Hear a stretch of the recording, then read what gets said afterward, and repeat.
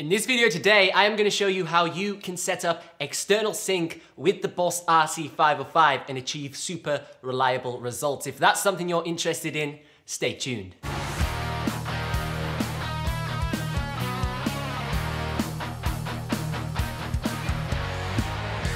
Hey, what's up? I hope you're having a fantastic day. Welcome back to another video. If you're new around here, I'm Ben Rowlands and this channel is all about live looping. I upload 3 videos just like this every single week. So if that's something you're interested in, consider subscribing. Now in today's video, I want to show you the best way to go about MIDI clock syncing the Boss RC-505. Now before we go any further and set this up, you could achieve this by using the USB modes on the Boss RC-505. If you want to learn how to set up the USB modes on the Boss RC-505, check out this tutorial over here. But one of the major drawbacks I've experienced from using the USB mode on the Boss RC-505 was there was quite a bit of latency between the tempo being sent to the DAW in the computer. So it meant it had quite a lot of fluctuation. So it'd be like at 120, and then it'd be like 120.5, 120.2, 119.8. It would never just stay at the same point. Now, when I use this technique I'm just about to show you right now,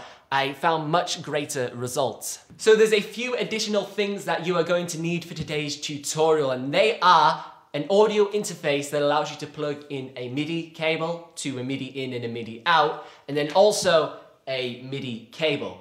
So we're going to grab our 5-pin MIDI cable and we're going to plug this into our Boss RC-505. Now we're going to plug it into the MIDI out port. So we've got MIDI in and MIDI out on the pedal behind us here. So MIDI in and MIDI out. We are going to plug our cable into the MIDI out of the Boss RC-505.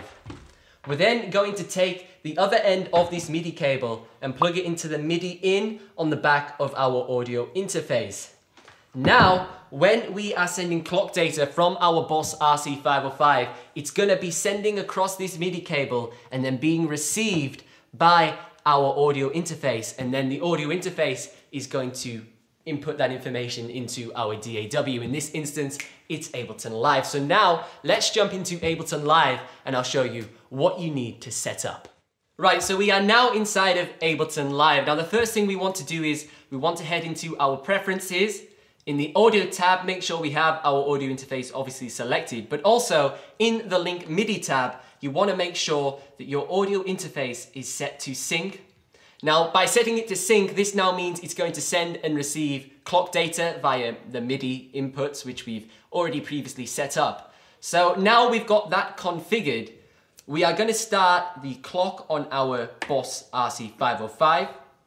Now, you'll notice in the top left corner, this little blinking light, which matches the exact same tempo of what our Boss RC-505 is doing. Now, all we literally have to do is turn external sync on, and now you'll notice that the Ableton Live set tempo is exactly the same as our Boss RC-505, 96.5 BPM. So whatever we do in the Boss RC-505 tempo-wise, that's going to sync to Ableton Live and determine the overall tempo of the project. Now, from time to time, when you set this up, it might take a few seconds to catch up with itself. That's just the delay of it going across the MIDI cable. But this way is much more reliable than doing it via the USB on the Boss RC-505.